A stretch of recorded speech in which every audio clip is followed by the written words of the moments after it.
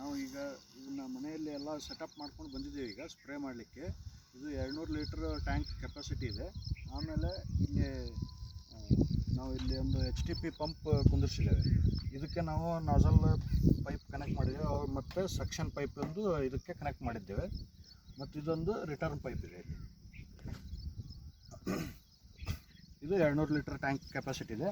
ಆಮೇಲೆ ನಮಗೆ ಇಲ್ಲಿ ನಾಜಲ್ ಸ್ಪ್ರೇ ಮಾಡಲಿಕ್ಕೆ ನಾವೊಂದು ಚೆಟ್ ರೆಡಿ ಮಾಡ್ಕೊಂಡಿದ್ದೇವೆ.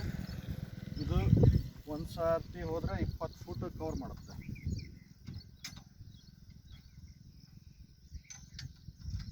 ಒಂದು ಸರ್ತಿ 20 ಫೂಟ್ ಕವರ್ ಮಾಡುತ್ತೆ. ಆಮೇಲೆ 12 ನಾಜಲ್ ಸ್ಪ್ರೇ ಮಾಡುತ್ತೆ. 12 ನಾಜಲ್ ಸ್ಪ್ರೇ ಮಾಡುತ್ತೆ.